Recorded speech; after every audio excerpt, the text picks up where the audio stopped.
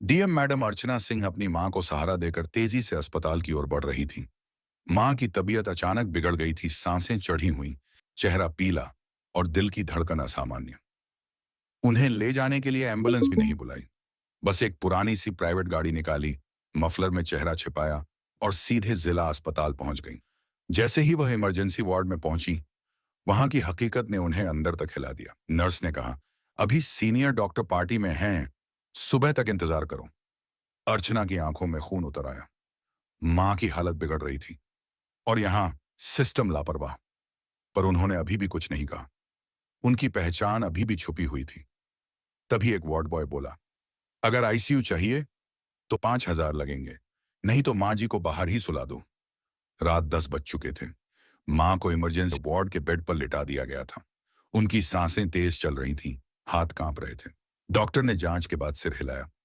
इनकी हालत गंभीर है, तुरंत सीटी स्कैन, ईसीजी और कुछ स्पेशल इंजेक्शन देने होंगे, वरना रिस्क है। तभी पास खड़ी नर्स ने लापरवाही से कहा, सीटी का चार्ज 2,800, ईसीजी 1,100 और ये इंजेक्शन बाजार से लाओ, अस्पताल में नहीं है। कीमत लगभग 18,000 लगेगी। अभी। अर्चना चौंक गई। 18,000 एक रात की दवा के लिए? नर्स ने चबाते हुए जवाब दिया, आपको पता नहीं, ये सरकारी अस्पताल नहीं, सरकारी सिस्टम है। दवा चाहिए तो पैसे, वरना।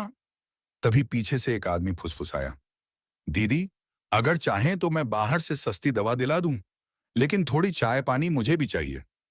अर्चना को अब समझ आने लगा था, यहां इलाज नहीं व्यापार हो रहा है। लेकिन उसने अभी भी खुद को नहीं बताया कि वह इस जिले की डीएम है। वह बस एक पर्ची ली और खुद बाजार की तरफ भागी। दवा की दुकान पर उसने देखा वही इंजेक्शन जो अस्पताल के नाम पर 18,000 में बताया गया था। उसकी असली कीमत मात्र 1,900 थी। फिर वहां इतना क्यों आई? उसने पूछा। दुकानदार बोला, मैडम, नर्स को हर दवा का कमीशन जाता है, चाहे जरूरत हो या ना हो, वह महंगी चीज ही लिखती हैं। अब डीएम मैडम की आंखें जलने लगीं। ये सिर्फ लूट नहीं थी, मरीजों की जान के साथ धोखा था। डीएम मैडम अर्चना सिंह अब तक 5 बार फार्मेसी और वार्ड के चक्कर काट चुकी थी। मां को दिए गए इंजेक्शन का असर हल्का पड़ा था। डॉक्टर ने कहा, दूसरा डोज लाओ, ये सेल्फिनेक्ट्रा 90 mg सरकारी स्टोर में नहीं है, बाहर से लाओ। फिर वही भाग दौड़। वो नीचे अस्पताल के बाहर वाले मेडिकल स्टोर गई। दुकानदार ने एक नजर मारी और कहा, हाँ है मैडम, लेकिन ये इंपोर्टेड है, 8,700 लगेगा। अर्चना चौंकी। इतना महंगा? बाजार में नहीं मिलता, यहां तो फिर भी सस्ता दे रहे हैं। चाहें तो ना लें। मां आईसीयू में थी। वक्त की कीमत पैसे से बड़ी थी। उन्होंने बिना कुछ कहे पैसे दिए और जब बिल देखा, दवा की असली कीमत 2,100 रुपए थी। अर्चना की आंखों में जैसे आग भभकने को थी, पर उन्होंने खुद को रोका। बिल बनवाया है, नंबर दिखाओ। हाँ, लेकिन सिस्टम बंद है, कल सुबह मिलेगा। वो चुपचाप पर्ची लेकर लौट आई। उन्हें अब तक यह भी समझ आ चुका था, हर पर्ची पर डॉक्टर का नाम अलग अलग लिखा जा रहा था। काउंटर पर बैठे बाबू ने बोला, डिस्चार्ज तब मिलेगा जब रजिस्टर में हस्ताक्षर होंगे, और उसके लिए चुपचाप 500 मांग लिए। एक नर्स ने दूसरे मरीज की बहू से बेड बदलवाने के लिए खुलेआम 1,000 रुपए लिए और बोला, बिना पैसे बेड नहीं बदलता। डीएम मैडम सब कुछ देख रही थी। उन्होंने अब तक 20,000 से ज्यादा खर्च कर दिए थे। हर कदम पर लूटी जा रही थी, पर एक शब्द नहीं बोली। क्यों? क्योंकि वह सिर्फ अपनी मां को नहीं बचा रही थी, वह सिस्टम की नब्ज पकड़ रही थी। सुबह के करीब 4 बज रहे थे। डीएम मैडम अब थकी नहीं थी, अब वह गुस्से में थी। मां आईसीयू में थी, दवाओं का असर कम हो रहा था और डॉक्टर गहरी नींद में आराम फरमा रहा था। अर्चना सीधे डॉक्टर के केबिन में पहुंची। दरवाजा खुला। अंदर वही डॉक्टर सोफे पर पैर फैलाकर लेटा था। सामने की टेबल पर शराब की बोतल और आधा भरा गिलास रखा था। अर्चना को देखकर वह बोला, अब क्या चाहिए? पूरी रात सिर खा लिया आपने। औरतें आती हैं, रोती हैं, चिल्लाती हैं, पर हम भी इंसान हैं। आराम चाहिए। अब अर्चना चुप नहीं रही। आराम चाहिए?